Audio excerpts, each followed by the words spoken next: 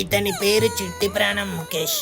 గత కొంతకాలంగా ఫన్మోజీ వీడియోలు చేస్తున్నాడు. వ్యూస్, లైక్స్, షేర్స్, సబ్స్క్రైబర్స్ సరిగ్గా రాకపోవడంతో వీడి హార్ట్ కంప్రెషన్ గురై అది సప్రెషన్ గా మారి లాస్ట్ కి ఇలా డిప్రెషన్ తో బాధపడుతున్నాడు. బహుశా ముఖేష్ ని ఇంకా కాపాడలేకపోవచ్చు. నో, కాపాడొచ్చు. ఎలా? మీరు ఈ వీడియోని లైక్ చేసిన ప్రతిసారి ఇతని పల్స్ రేట్ పెరుగుతుంది. కావాలంటే ఒకసారి ఆ లైక్ బటన్ నొక్కండి. పెరుగుతుంది. ఎస్, ఇలా కమెంట్ చేసి షేర్ చేసిన ప్రతిసారి ఇతని బ్లడ్ ప్రెషర్ నార్మల్ అవుతుంది.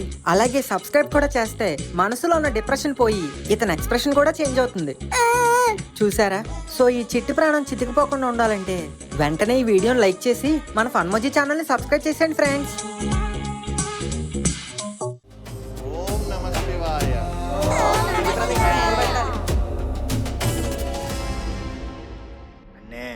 என்ன மக்கள் இந்த இரத்திற்கு புதியவர்களாக இருக்கலாம்.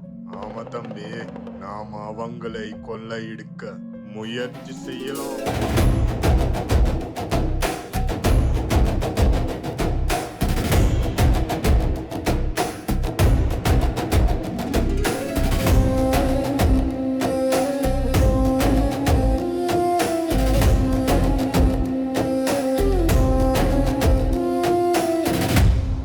దేవా, ఏంటి వాయిస్? నేను కాలభైరవుణ్ణి. భైరవా, నువ్వేంటి ఇక్కడ? నువ్వు ఎవరినో కాపాడడానికి వెళ్తున్నావు కదా, చూద్దామని వచ్చా. ఓహో, అయితే చూడు. ఈ మధ్యన గిరి ప్రదక్షిణలో దోపిడీలు ఎక్కువైపోయాయి. ఒక శివభక్తుడిగా సాటి శివభక్తుల్ని కాపాడుకోవాలి కదా. ఓహో, ఇంతకీ ఎలా కాపాడతావు ఏంటి? ఏముంది, ఈ దొంగల్ని కొట్టి ఆ కుటుంబాన్ని కాపాడతాను. ఓహో, ఈ రోజు ఈ దొంగలను కొట్టి ఈ కుటుంబాన్ని కాపాడతావు. రేపు దొంగలు మళ్ళీ వస్తే ఎన్నిసార్లు అని కొడతావు, ఎన్ని కుటుంబాలను కాపాడతావు? నేను ఒకటి చెప్పనా, నువ్వు ఇప్పుడు వీళ్ళని కొట్టావనుకో ఈ కుటుంబం ఒక్కళ్ళనే కాపాడిన వాడు అవుతావు. అదే వాళ్ళకు గుణపాఠం చెప్పి మార్చావంటే ఇక్కడికి వచ్చే ఇలాంటి ఎన్నో కుటుంబాలను కాపాడిన వాడు అవుతావు. కరెక్ట్ గా చెప్పావు భైరవా. ఇప్పుడు చూడు,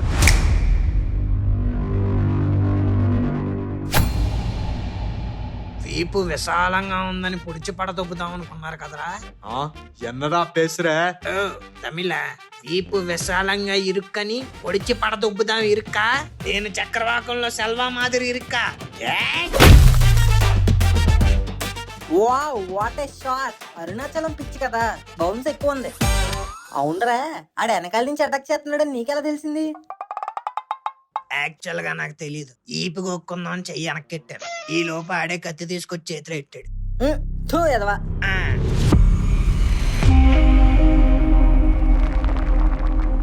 ట్రైన్ లో పడుకున్నాం కాబట్టి కాముగా బ్యాగులు ఎత్తుకెళ్ళిపోయారు. రోడ్డులో చేతిలో పట్టుకున్నామని బైక్ మీద వచ్చి ఫోన్ దొప్పుకెళ్ళిపోయారు. కానీ ఇప్పుడు డైరెక్ట్ గా వచ్చి దొబ్బేద్దాం అనుకుంటే చూస్తూ ఎలా ఊరుకుంటారనుకున్నారా?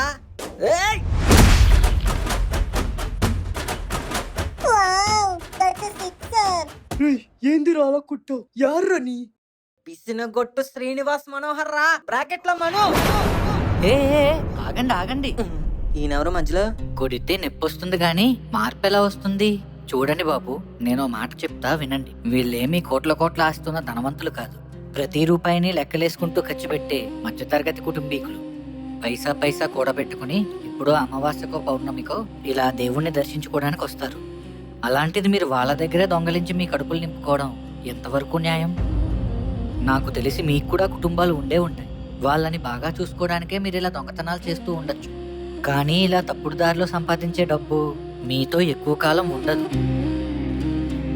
మా కష్టాలు తీరుస్తాడన్న నమ్మకంతో మేము ఆ దేవుడి దగ్గరికి వస్తుంటే మీరా నమ్మకాన్నే దొంగతనం చేస్తున్నారు.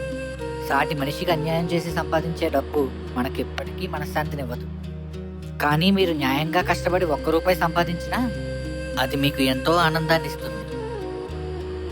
నా మాట విని ఇవన్నీ మానేసి ఇప్పటిదాకా మీరు పోగేసిన డబ్బుతో ఏదైనా వ్యాపారం చేసుకోండి. ఎక్కడి నుంచి వచ్చావో గాని బాగా చెప్పావు బాబు. ఇదిగో దొంగలు, మీకు అమ్ముందో లేదో నాకు తెలియదు గాని ఒకవేళ లేకపోతే మాత్రం ఒక అమ్మగా చెప్తున్నా, ఇవన్నీ మానేయండి. మమ్మల్ని క్షమించండి అమ్మా. మరేం పర్వాలేదు, ఇదిగోండి ఆకలితో ఉన్నట్టున్నారు, ఈ ఫ్రూట్స్ తినండి. తల్లి అనిపించుకున్నావు తల్లి. మీరు అవును, ఎవరు సార్ మీరు? ఫైట్ మధ్యలో వచ్చి రైట్ గా మాట్లాడి ఆ దొంగల మనసులనే మార్చేశారు. ఆ, నా పేరు ఆనంద్ అండి. గిరి ప్రదక్షిణ చేస్తుంటే మీరేదో ఆపదలో ఉన్నారని చూసొచ్చాను. అవునా? చూస్తుంటే తెలుగు వారిలో ఉన్నారు. ఏ ఊరింటి మంది? ఆ ఊరు ఈ ఊరు అనేం లేదండి, అన్నూర్లు మనవే. ఆ శివయ్య ఎక్కడుంటే నేను అక్కడే ఉంటాను. ఆ, అదేంటి? ఆ, అంటే నేను ట్రావెలర్ సార్, అలా తిరుగుతానే ఉంటాను, అందుకే అలా చెప్పాను. ఓహో, అరుణాచలం రావడం ఇదేనా మొదటిసారి? లేదండి, ఇంతకు ముందు చాలా సార్లు వచ్చాను. అయితే మీకు అరుణాచలం గురించి బాగా తెలిసే ఉంటుంది. అయ్యో, తెలియడం ఏంటి సార్? సాక్షాత్తు ఆ పరమశివుడే కొండగా వెలిసిన మహాపుణ్యస్థలం ఈ ప్రదేశం. తమిళ్ వాళ్ళు దీన్ని తిరువన్నమలై అంటారు, మన తెలుగు వాళ్ళు దీన్ని అరుణాచలం అంటారు. అవునా? మరి గిరి ప్రదక్షిణ కాన్సెప్ట్ ఏంటి? మామూలుగా మనం గుడికి వెళ్ళినప్పుడు గర్భగుడి చుట్టూ ప్రదక్షిణ చేస్తాం. ఎందుకు? దేవుడు అక్కడే ఉంటాడు కాబట్టి. అవును, ఇక్కడ కూడా అంతే. ఎందుకంటే ఆ కొండే శివయ్య కాబట్టి ఈ గిరి చుట్టూ ప్రదక్షిణ చేస్తాం. ఓహో. పదండి, దారిలో ఇంకా చూడాల్సినవి చాలా ఉన్నాయి. ఇదిగో ఆనంద్ భయ్య, నాకు డౌట్. చెప్పండి. ఎంత పెద్ద పుణ్యక్షేత్రం అయినా సరే దేవుడు ఒక విగ్రహ రూపంలోనే ఉంటాడు, కానీ ఎక్కడేటి కొండ రూపంలో వెలిచాడు. ఇదేదో చాలా వింతగా ఉందే. చాలా యుగాల క్రితం బ్రహ్మదేవుడికి విష్ణుమూర్తికి మనలో ఎవరు గొప్ప అన్న సందేహం తలెత్తింది. ఏంటి, దేవుళ్ళలో కూడా అలాంటి మనస్పర్ధలు ఉంటాయా? దేవుళ్ళ మధ్య జరిగే మనస్పర్ధలు ఎప్పటికైనా లోక కళ్యాణానికే దారి తీస్తాయి. అబ్బా, నువ్వు ఆ పక్కాయ్. ఆనంద్ బాబు ఏదో చెప్తున్నాడు కదా, చెప్ప నువ్వు. నువ్వు చెప్పు బాబు. నేను ఒక లింగ రూపంలో ఇక్కడ ఆవిర్భవిస్తాను. మీలో ఎవరైతే ఆ లింగానికి ఆది మరియు అంతం కనుక్కుంటారో వాళ్ళే గొప్ప అని నేను ఒప్పుకుంటాను అని ఆ పరమశివుడు చెప్పాడు. ఓ అవునా? మరి ఎవరు కనుక్కున్నారు? అలా విష్ణుమూర్తి ఆ లింగం ఎక్కడ పుట్టిందో అని వెతుకుతూ పాతాళ లోకానికి వెళ్లిపోయాడు. బ్రహ్మదేవుడు మాత్రం ఆ లింగం ఎక్కడ అంతమైందో చూద్దామని ఆకాశంలోకి వెళ్ళాడు. కానీ ఆ ఇద్దరికి ఆ శివలింగం యొక్క ఆది అంతం దొరకలేదు. విష్ణుమూర్తి ఇదంతా శివలీలే అని తెలుసుకుని వెంటనే వెళ్లి శివునికి క్షమాపణ చెప్పాడు. కానీ బ్రహ్మదేవుడు మాత్రం నేను శివలింగం యొక్క అంతం చూశానని అబద్ధం చెప్పాడు. దాంతో ఆ పరమశివుడు ఆగ్రహంతో రగిలిపోయాడు, ఎర్రటి జ్యోతిగా వెలిగిపోయాడు. దేవతలందరూ ప్రసన్నం చేసుకోవడంతో ఆ ఎర్రటి జ్యోతి కాస్త శాంతించి ఈ కొండగా మారింది. ఇదే అరుణాచలం. జై అరుణాచల శివ. ఆ తర్వాత ఏం జరిగింది మరి? సాక్షాత్తు ఆ పరమశివుడే ఇక్కడ కొలువు ఉండటంతో అష్టదిక్పాలకులు వచ్చి ఇక్కడ శివలింగాల్ని ప్రతిష్ఠించారు. అదిగో అదే మొదటిది, ఇంద్రలింగం.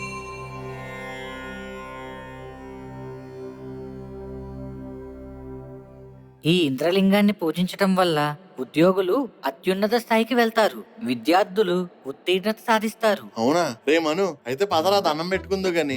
అలా చేస్తే అయినా నీ మెదడులో ఉన్న బూజుపోయి కొంచెం గుజ్జైనా వస్తుందేమో చూద్దాం. అవునవును, పదండి. మన కాలనీలో ఉన్న వాళ్ళందరికీ మంచిగా ప్రమోషన్లు రావాలని, నేను ఎప్పుడు ఏమడిగినా కాదనకుండా ఇవ్వాలని కోరుకుంటాను. దీనికి దేవుడు వరం ఇచ్చిన కారం అరవడిగా రకం. పదండి.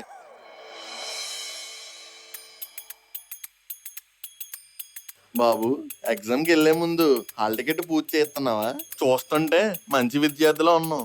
లేదండి, ఆల్రెడీ ఎగ్జామ్ రాసేసాను. ఎగ్జామ్ రాసేసావా? అయినా కూడా వచ్చి పూర్తి చేస్తున్నావంటే ఖచ్చితంగా ఫస్ట్ ర్యాంక్ కోసం అయి ఉంటుంది. కాదంకుల్, రేపు ఎగ్జామ్ అనగా ఈ రోజు నైట్ కూర్చొని చదవడం మొదలు పెట్టాను. అక్కడికి వెళ్లి క్వశ్చన్ పేపర్ చూస్తే అన్ని క్వశ్చన్లు ఒకేలాగే ఉన్నాయి. దాంతో నేను కూడా అన్నిటికీ ఒకే ఆన్సర్ రాశాను. ఎలాగైనా ఆ క్వశ్చన్ కి ఆన్సర్ కరెక్ట్ అయ్యేలా చూడమని ఆ దేవుడికి చెప్దామని వచ్చాను. అబ్బా, ఇప్పుడు నువ్వు చేసిన పని కోసం దేవుడు ఆ క్వశ్చన్ కి ఆన్సర్లు మారుతూ కూర్చోవాలా నాన్న? వెళ్ళి సప్లై రాసుకోపా. నువ్వేంట్రా అంత ఎమోషనల్ అవుతున్నావు? వాళ్ళలో నన్ను నేను చూసుకున్నట్టుంది మావా. బాగా చూసుకోనన్నా, రేపు రిజల్ట్ వచ్చాక ఏమైనా తేడాగా వస్తే నిన్ను నువ్వు చూసుకోవడానికి కూడా భయపడేలా చేస్తా. సర్లే నాన్నగారు, ఇంక పదండి. ఈ గిరి ప్రదక్షిణలో ఎదురయ్యే తర్వాయి లింగం అగ్నిలింగం. దీనిని అగ్నిదేవుడు ప్రతిష్ఠించాడు. ఈ లింగానికి మనం పూజ చేయడం వల్ల ఆయురారోగ్యాలు లభిస్తాయి.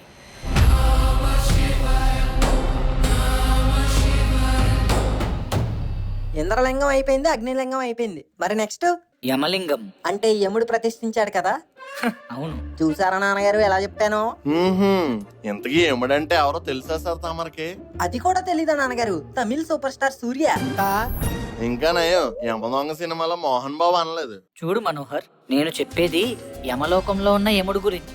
ఆయనే ఈ లింగాన్ని ప్రతిష్ఠించాడు. ఈ లింగాన్ని పూజించుకోవడం వల్ల మనకి మృత్యుగండాలు లాంటివి ఏమైనా ఉంటే తొలగిపోతాయి. తర్వాత లింగం ఏంటి? నైరుతి లింగం.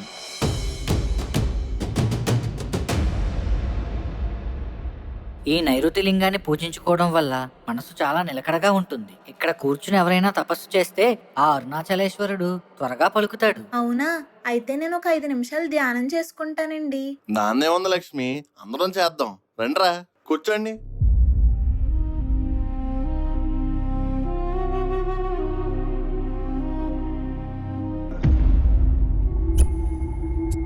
హా, ఈశ్వరా, ఓం నమ శివాయ, ఓం నమ శివాయ. లక్ష్మి, లక్ష్మి. హా, ఏవండి, నేను ధ్యానం చేస్తుంటే నాకు లింగం కనిపించిందండి. అవునా? నాకు కూడా కనిపించింది అంకుల్, అదిగోండి. దానికి కనిపించింది కళ్ళ ముందు కాదురా, కళ్ళో. కల్లోన అయితే ఆంటీ పడుకున్నారనమాట. ఈ ఎదవలకు చెప్పి వేస్ట్ లక్ష్మి, పద. ఇదే వరుణలింగం.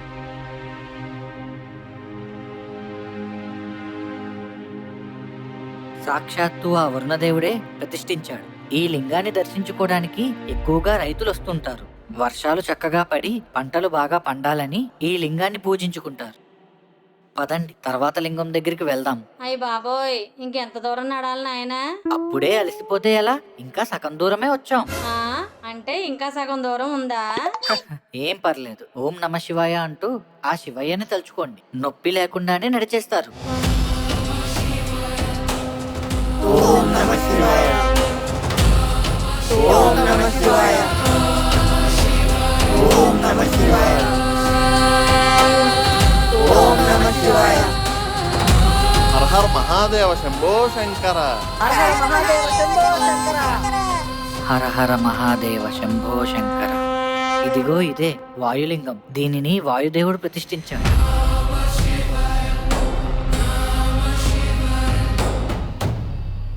ఈ లింగాన్ని పూజించడం వల్ల మీకు ఆరోగ్య సమస్యలు లాంటివి ఏమైనా ఉంటే పరిష్కారం అవుతాయి. పంకజం ఆంటీ, ఓయ్, బాగా దండం పెట్టుకోండి, ఆరోగ్య సమస్యలు ఏమైనా ఉంటే పోతాయంట. నాకేం ఆరోగ్య సమస్యలు ఉన్నాయిరా వెధవా? అంటే మీ వాయిస్ చాలా స్వీట్ గా ఉంటది కదా ఆంటీ, షుగర్ ఉందేమోనని. చాలే ఊరుకోరా. రండర్రా, ఇంకా చాలా దూరం నడవాలంట. ఇదే కుబేరలింగం. అంటే కుబేరాలో ధనుష్ కాదు, ఆ కుబేరుడు ప్రతిష్ఠించాడు. అంతే కదా బ్రదర్? అవును, ఈ లింగాన్ని పూజించడం వల్ల ధనలాభం కలుగుతుంది. రుణబాధల నుంచి విముక్తి లభిస్తుంది.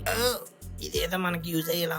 దేవుడా, 2 క్రెడిట్ కార్డులు ఓవర్ డ్యూ అయ్యాయి. స్లైస్ బిల్ కూడా కట్టలేదు. తెగ ఫోన్లు చేసి తినేస్తున్నారు. కనుక నువ్వు ఒక అమెరికన్ ఎక్స్ప్రెస్ క్రెడిట్ కార్డు ఇప్పించావంటే ఇవన్నీ కట్టేస్తాడు. మరి దాని బిల్లు దేవుడు కట్టేస్తాడు. ఇదే ఆఖరి లింగం, ఈశాన్య లింగం.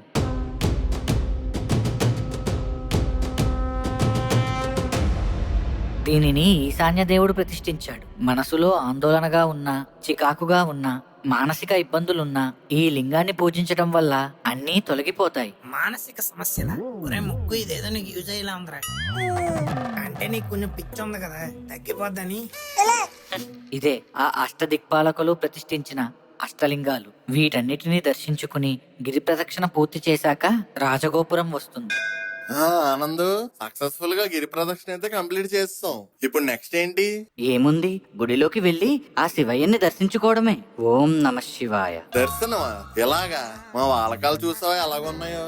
ఈ గటప్పలతో గుళ్ళోకి వెళ్దామని చూస్తే ఆ శివయ్య కాదు కదా, సెక్యూరిటీ కూడా రానివ్వరు. అయితే అందరికి తలకో చేత బట్టలు కొనేయండి నాన్నగారు. ఎక్కడ చోట ఫ్రెష్ అయ్యి లోపలికి వెళ్ళిపోదాం.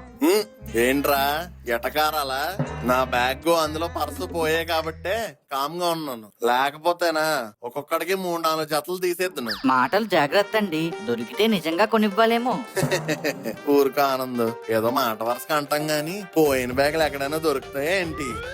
అన్నా, ఏంటి తంబి? మీ బ్యాగులన్నా. మా బ్యాగులా? అవునన్నా, ట్రైన్ లో పోగొట్టుకున్నారు కదా, ఆ బ్యాగులే. ఓం నమః శివాయ.